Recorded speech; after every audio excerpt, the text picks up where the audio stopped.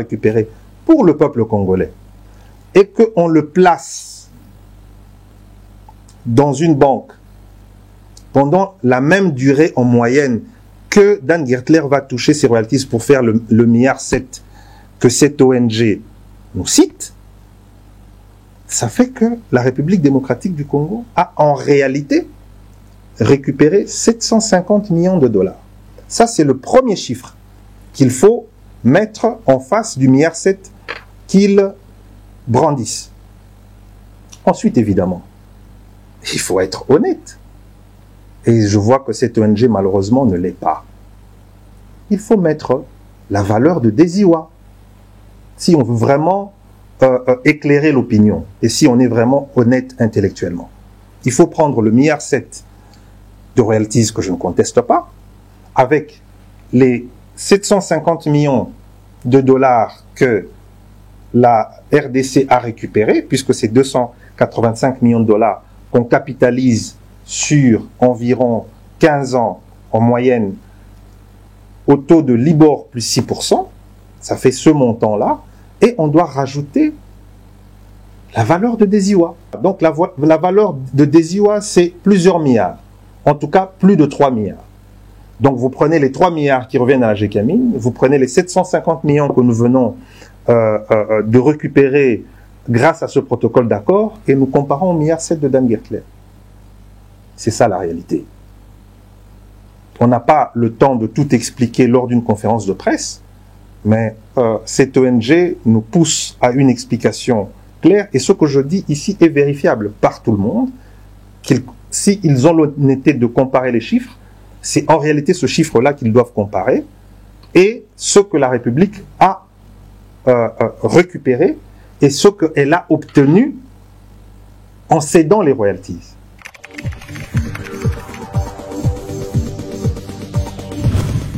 Il n'y a pas eu de cadeau à M. Dan Gertler, mais dans toute négociation à l'amiable, je le rappelle, il faut savoir faire des concessions. On aurait pu se battre sur les royalties.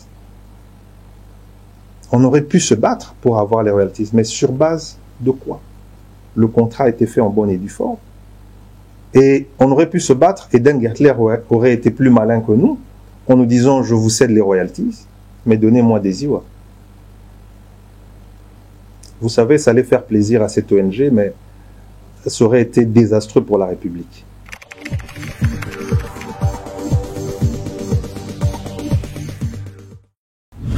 Je crois que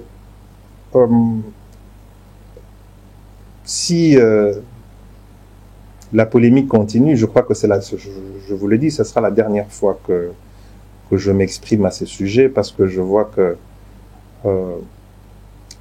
nos amis des ONG, de toutes les manières, je ne veux pas arrêter leur travail, parce que, évidemment, s'ils n'ont plus rien à dire, rien à reprocher, ils vont arrêter de travailler, notamment sur ce sujet. Ils doivent continuer, donc ils cherchent la petite bête, mais nous sommes là pour ça. On va communiquer une dernière fois pour clarifier une fois pour toute l'opinion, et je crois qu'après ça, ils auront difficile à recevoir des financements liés à cette affaire. Je ne veux pas dire l'ensemble des ONG, parce qu'il faut quand même faire la part des choses. Aussi bien l'opinion nationale qu'internationale, la majorité des intervenants, en tout cas qui connaissent les dossiers, ont été satisfaits des explications qui ont été données lors de la conférence de presse. Il y a une ONG qui s'appelle Congo n'est pas avant, qui est financée totalement par leurs partenaires extérieurs, qui ont un agenda très clair sur le Congo. Il faut savoir que des membres de ces ONG ont participé activement à l'organisation de Genève, qui devait sortir un candidat commun de l'opposition, mais qui devait être de leur choix. Je m'arrête là pour ne pas dire autre chose, mais nous sommes là, nous sommes prêts à faire l'exercice de communication et d'explication par rapport parfois aux questions de mauvaise foi qu'il jette dans l'opinion pour pouvoir faire croire ce qui est contraire à la vérité. C'est dans l'objectif même de cette ONG que de faire, puisque c'est une ONG qui se positionne clairement contre le président de la République, et donc ils doivent jeter l'anathème malgré que c'est quelque chose qui est en faveur de la République démocratique du Congo. Donc ils doivent essayer de jeter ce soupçon de corruption pour essayer de salir des personnes, mais malheureusement ils savent très bien qu'avec quelqu'un comme moi, ça ne marche pas. Donc, ça ne me touche pas outre mesure. Sauf que je dis que parfois il faut être sérieux quand on avance des choses.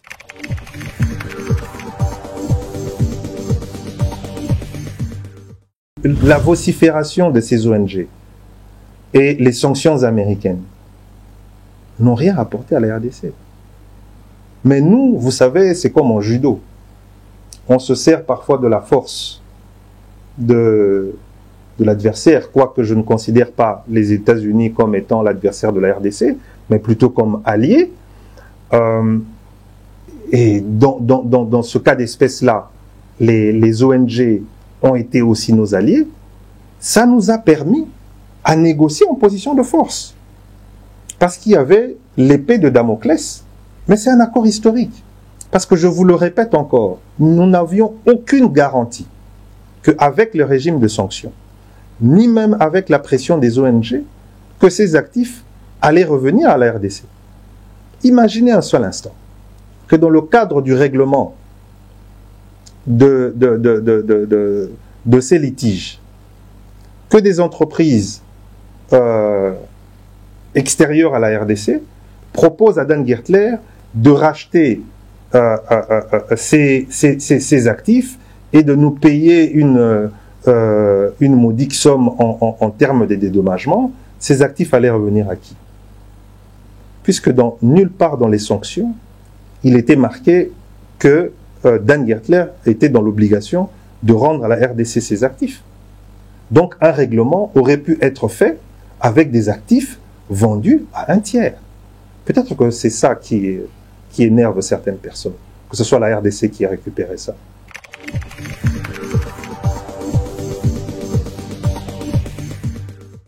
J'ai lu dans leur déclaration que c'était une confidentialité illégale et qu'ils renvoyaient au code minier. Mais bon, enfin, c'est comme je dis toujours, c'est que quand on est une ONG, parfois il faut être sérieux dans ces allégations. Ce que le code minier demande, c'est de la transparence dans les contrats miniers, que les contrats miniers soient rendus publics. Ici, nous ne sommes pas dans un contrat minier, mais nous sommes dans le règlement d'un contentieux. Un contentieux juridique entre un groupe et la République démocratique du Congo. Et d'ailleurs, c'est pour cela que ce protocole d'accord n'a été signé ni par le ministre des Hydrocarbures, alors que on parle des blocs pétroliers, ni par la ministre des Mines, alors qu'on parle des actifs miniers, et encore moins par le ministre des Finances, alors qu'on parle de compensation en termes de coûts d'investissement. Je reviendrai à cette question de remboursement d'une partie des royalties et des choses comme ça. Ici, on parle du règlement d'un contentieux. Et dans tout règlement, et je rappelle, nous ne sommes pas dans la phase finale de ce règlement. Ici, on a signé un protocole contraignant entre les parties, mais ce n'est pas encore l'acte final. C'est un accord.